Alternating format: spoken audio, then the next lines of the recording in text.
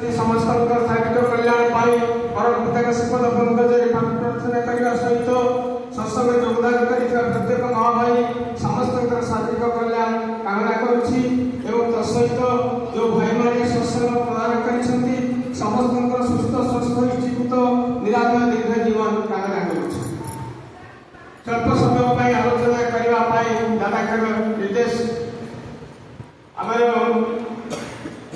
परम पूज्यपाल श्री श्री दादा ऐसी निर्देश परम पूज्यपाल श्री श्री आचार्य देव पुत्र प्रेरणा आज भद्रक सत्संग केवल जगतसिंहपुर सत्संग विहार नुहे विश्वर कोण अनुकोण खूब आनंद उल्लास सहित आगे चली आज प्रत्येक प्राणी अफुरंत आनंद अपूर्व उन्मादना यही जगतसिंहपुर सत्संग विहार जो प्रसंग भित्तिक आलोचना आज रही दादा ता प्रसंग कहते आज आलोच्य होती वंश परिचय एवं आविर्भाव पृष्ठभूमि ठाकुर श्रीमद भगवद गीता कहती जदा जदा ही धर्म से ग्लानिर्भवति भारत अभ्युत्थान धर्म से तदात्मानं सृजाम्यहम् परित्राणाय साधूनां विनाशाय च दुष्कृतां धर्म संस्थापनार्थाय संभवामि युगे परम प्रेम ठाकुर से कथा कहले धर्म जखन विपारी बाहर व्यर्थधान तखन प्रेरित आविर्भूत हन पापी परित्राण पाए जेतबे धर्मर ज्ञानी अधर्मर अभ्युत्थान हुए धर्मर ज्ञानी जेतबे सफाहाती होई उठे मनुष्यर बंचिला परिवार पथकृत हो जाए सेई धराधाम रे सेई प्रेरित पुरुषोत्तम मानकर आगमन हुए से आसंती मनुष्य को बंचिला परिवार पथ बदई दवा पाए पापी तापी मान को परित्राण करने पाए एवं जीव जगत को उद्धार करने पाए सदैव आज जो ठाकुर से जो आसीवा अवधारण कर निर्दिष्ट विधि विधान नहीं से केतबले केउ समय केउ फले आविर्भाव हम से निर्दिष्ट किसी न थाए से खूब उच्च जातिर घरे आसी पारती खूब नीच जातिर घरे आसी पारती खूब धनी घरे आसी पारती खूब गरीब घरे आसी पारती किंतु एकदा ठीक से जो स्थान रे आसंतना कहीं से शस्त्रत इष्ट स्वार्थ परायण होते एवं से सरल एवं से दयालु स्वभाव होते ठाकुर कहले से आसंती देश कालपात्र हिसाब से उपयुक्त स्थान में जे देश जे जाति जे परिवार होना कहीं प्रकट उपयोगी दैविक स्थिति जो संस्थान होता है आविर्भाव होती से ठाकुर आज जो वंश से जो वंश आसी आपण मैंने जानते वंश परिचय खूब व्यापक पूर्वपुरुष मैंने ब्रह्मा विराट स्वयं मनु आरंभ कर जो टाइटल सब थिला से जो संज्ञा संज्ञा टाइटल सब आसी से प्रथमे जो टाइटल सब थिला विष्णु उपाधि से विष्णु उपाधि थे विष्णु से लागिडी हेले चक्रवर्ती आप जानते संक्षेप कहबी जे वासुदेव मिश्र थे से मिश्र उपाधि लागी से लागिडी जो पंडितर उपाधि लागिडी उपाधि दि जाए से लागिडी उपाधि पाइले से वासुदेव लागिडी पुत्र होती शिवराम लागिडी एवं से शिवराम लागिडी 1800 ख्रीष्टाब्द से चक्रवर्ती उपाधि पाइले पुत्र मनोहर चक्रवर्ती हूँ ठाकुर जो चक्रवर्ती जो टाइटल प्रथम अवंशधर से मनोहर चक्रवर्ती ठाकुर आसिले रामकृष्ण चक्रवर्ती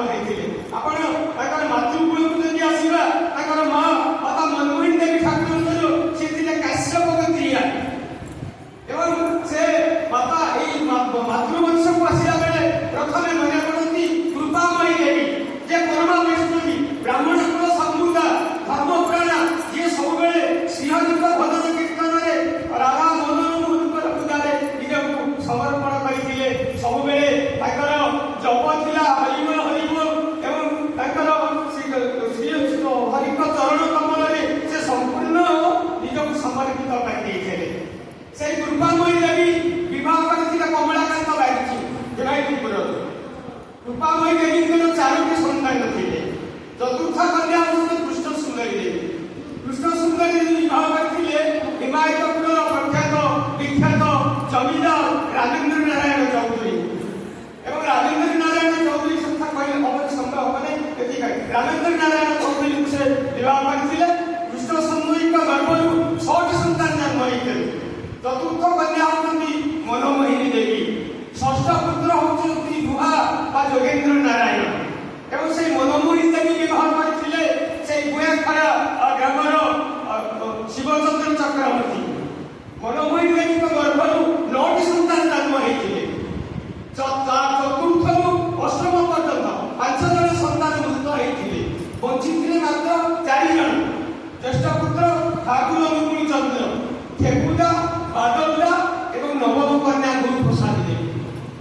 ଏବଂ ସେହି ମାତା ମନମୋହିନୀ ଦେବୀ ଯେତେବେଳେ ସେ 9 ବର୍ଷ ବୟସରେ ବିବାହ କରିଥିଲେ ଯେ ଶିବଚନ୍ଦ୍ର ଚକ୍ରବର୍ତ୍ତୀଙ୍କୁ, ତାଙ୍କର ବୟସ ସେତେବେଳେ 24 ବର୍ଷ ବୟସ। ସେତେବେଳେ ସେମାନେ ଯେଉଁ ବାସ କରୁଥିଲେ ଏଇ ଯେଉଁ ପୂର୍ବବଙ୍ଗ ପାବାନା ଜିଲ୍ଲାର ଯେଉଁ ହିମାୟତପୁର ଗ୍ରାମରେ, ଯୋଉଟା ପଦ୍ମା ନଦୀ କୂଳର ଉତ୍ତର ପାଖରେ ଏକ ଅଖ୍ୟାତ ଗଣ୍ଡ ଗ୍ରାମ, ସେଥିରେ ହିଂସ୍ରଜନ୍ତୁ ପରିପୂର୍ଣ୍ଣ ଜଙ୍ଗଲ। ଏବଂ ସେଇ ହିମାୟତପୁର ଆପଣ ଜାଣିଛନ୍ତି ସେତେବେଳେ ଦିଲ୍ଲୀର ସମ୍ରାଟ ଆକବରଙ୍କର ସେନାପତି ମାନସିଂ ସେଇ ଗ୍ରାମରେ ହିମାୟତପୁରରେ କିଛି ସମୟ ବାସ କରିଥିଲେ। ତାଙ୍କର ପୁଅ ହେଉଛି ହିମତ ସିଂ। ସେଇ ହିମତ ସିଂଙ୍କର ନାମ ଅନୁସାରେ ସେ ଗାଁର ନାମ ହେଇଥିଲା ହିମତପୁର ବା ହିମାୟତପୁର। ଏବଂ ସେଇ ହିମାୟତପୁରରେ ଆପଣ ଜାଣିଛନ୍ତି ପିତା ଶିବଚନ୍ଦ୍ର ଚକ୍ରବର୍ତ୍ତୀ ମାତା ମନମୋହିନୀ ଦେବୀଙ୍କ ଗର୍ଭରୁ ଭୂମିଷ୍ଠ ହେଇଥିଲେ ଶ୍ରୀ ଠାକୁର ଅନୁକୂଳ ଚନ୍ଦ୍ର। ଯେତେବେଳେ ମାତା ମନମୋହିନୀ ଦେବୀଙ୍କ 8 ବର୍ଷ ବୟସ, ସେତେବେଳେ ତାଙ୍କୁ ଗଣନା କରି ଜଣେ ଆଷ୍ଟ୍ରୋଲୋଜର କହିଥିଲେ ଇଏ ଝିଅକୁ ବହୁ ବଡ଼ ଲୋକ ପୂଜା କରିଲେ, ସ୍ୱାମୀ କିନ୍ତୁ ବହୁ ଧନମାନ ହେଲେ ନାହିଁ। ଯେତେବେଳେ ମାତା ମନମୋହିନୀ ଦେବୀ ଅନ୍ତଃସତ୍ତ୍ୱା ଥିଲେ, ତାଙ୍କ ଗର୍ଭରେ ଶ୍ରୀ ଠାକୁର ଥିଲେ, ଜଣେ ଲୋକାନ୍ତରକାରୀ ସନ୍ନ୍ୟାସୀ କହିଲେ ଇଏ ଗର୍ଭରେ ଏଭଳି ଜଣେ ଆସୁଛନ୍ତି ଯିଏକି ଜନ୍ମଗ୍ରହଣ କଲା ପରେ ଜଗତ ସବୁ କିଛି ଓଲଟ ପାଲଟ କରିଦେବେ। ତେଣୁ ସେତେବେଳେ ହନୁମାନ ମହାରାଜା କହିଥିଲେ ରାଧାସ୍ୱାମୀ ଦୟାରେ ଏକ ବାर ଆएंगे, ମହାପ୍ରଭୁ ବେଟା ହୋकर लीला करेंगे। ମାତା ମନମୋହିନୀ ଦେବୀ ହନୁମାନଙ୍କ କଥାଠାରୁ ଦୀକ୍ଷା ଗ୍ରହଣ କରିଥିଲେ। ସେ ଜଣେ ଗୁରୁଦେବଙ୍କ ପାଖରେ ଥରେ ମାତା ମନମୋହିନୀ ଦେବୀ ନିବେଦନ କରିଥିଲେ, ଗୁରୁଦେବ ମୋତେ ଏଇ ଆଶୀର୍ବାଦ କରନ୍ତୁ, ମୋର ଗର୍ଭରେ ଆପଣଙ୍କ ସଦୃଶ ଯଦି ଜଣେ ସନ୍ତାନ ଜନ୍ମ ଗ୍ରହଣ କରୁ, ଯାହା ଫଳରେ ମୁଁ ଆପଣଙ୍କର ଅଦର୍ଶନରେ ମଧ୍ୟ ମନରେ ଶାନ୍ତି ଲାଭ କରିବି। ଗୁରୁଦେବ ଅଳ୍ପ ହସି ଉତ୍ତର ଦେଇଥିଲେ, ମାତା ମା ମୁଁ ବା କିବା ସାର୍, ତୁମ ଗର୍ଭରେ ସ୍ୱୟଂ କୂଳମାଲିକ ଆସୁଛନ୍ତି, କୂଳମାଲିକ। ତେଣୁ ପରମ ଠାକୁର ତାଙ୍କ ଗର୍ଭରେ ଜନ୍ମ ହେଇଥିଲେ। ଯେତେବେଳେ ତାଙ୍କୁ 11 ମାସ କୌଣସି ପ୍ରସବ ଲକ୍ଷଣ ପ୍ରକାଶ ପାଉନାହିଁ, ଯେତେବେଳେ 12 ମାସ ହେଇଛି ମାତା କୃଷ୍ଣ ସୁନ୍ଦରୀ ତାଙ୍କ ଭାଇ ସହିତ ତାଙ୍କୁ ସୁତିକା ଗୃହକୁ ନେଇକରି ଯାଉଛନ୍ତି। ସେତେବେଳେ ପରିବାର ପରିଜନ ଆତ୍ମୀୟ ସ୍ୱଜନ ସମସ୍ତେ ବହୁନିଦ୍ରାରେ ଅଛନ୍ତି। ମାତା ମନମୋହିନୀ ଦେବୀ ମୂର୍ଚ୍ଛିତା ସୁତିକା ଗୃହରେ, ଏବଂ ଭାଇ ଆଉ ତାଙ୍କ ସାନ ଭଉଣୀ ନିସ୍ତାରିଣୀ ଦେବୀ ସେ ମଧ୍ୟ ତନ୍ଦ୍ରା ଅଛନ୍ତି। ଠିକ୍ ଏହି ସମୟରେ ପ୍ରଭୁ ଆବିର୍ଭାବ ହେଇଛନ୍ତି, ପ୍ରକଟ ହେଇଛନ୍ତି। ସେ ପ୍ରକଟ ବ୍ରହ୍ମ। ଏବଂ ସେତେବେଳେ ଯେତେବେଳେ ସେ ଜନ୍ମ ହେଇଗଲା ପରେ এই ସମସ୍ତେ ଜାଣିଲେ ତାଙ୍କର ଶୁଭ ଆବିର୍ଭାବ ଶୁଭ ଲଗ୍ନଟାକୁ ଅଜ୍ଞାତ ରହିଗଲା ସବୁଦିନ ପାଇଁ। କେତେବେଳେ ଜନ୍ମ ହେଲେ କିଭଳି ଆସିଲେ ଜାଣିପାରିଲେ ନାହିଁ। କୋଟି ଗନ୍ଧର୍ବ ବିନିଧିତ ତାଙ୍କ ଜନ୍ମ ହେଇକିରି ମାର ବକ୍ଷ ଉପରେ କ୍ରୀଡ଼ା ରଚନା କରୁଛନ୍ତି। ବାଳକ ଅନୁକୂଳ ଚନ୍ଦ୍ର ବିନା ଗର୍ଭ ଯନ୍ତ୍ରଣାରେ ଜନ୍ମ ହେଇଛନ୍ତି। ଗର୍ଭ ଯନ୍ତ୍ରଣା କିଛି ନାହିଁ, ମୁଣ୍ଡରେ କେଶ ନାହିଁ, ମୁଣ୍ଡିତ ମସ୍ତକ। ଶିଶୁ ଜନ୍ମ ହେଲା ମାତ୍ରେ କାନ୍ଦେ, କିନ୍ତୁ ସେ କାନ୍ଦୁନାହାନ୍ତି। ଜନ୍ମବିଘ୍ନ ଦେବ ଶିଶୁ ପବନରେ ଖିଲି ଖିଲି ହସର ଲହରୀ, ପଦ୍ମ ପଳାଶ ନୟନ ଯୁଗର କୁମଳରେ ସେ ସୁତିକା ଗୃହର ପ୍ରତି କୋଣ ଅନୁକୂଳକୁ ନିରୀକ୍ଷଣ କରୁଛନ୍ତି। ତାଙ୍କର ଶ୍ରୀଅଙ୍ଗରୁ ବିଚିତ ହେଉଛି ଏକ ଅପୂର୍ବ ଜ୍ୟୋତିର ଝଲକ। କୋଟି ଗନ୍ଧର୍ବ ବିନିଧିତ ଅପୂର୍ବ ରୂପଲାବଣ୍ୟ, ଆକର୍ଣ୍ଣ ବିସ୍ତୃତ ଚକ୍ଷୁ, ଆଧାବିଲମ୍ବିତ ବାହୁ, ଏବଂ ଯିଏ ଦେଖିଦେଲେ ଆନନ୍ଦରେ ମନ ଭରି ଉଠିବ। ଏଇଭଳି ଭାବରେ ଶିଶୁ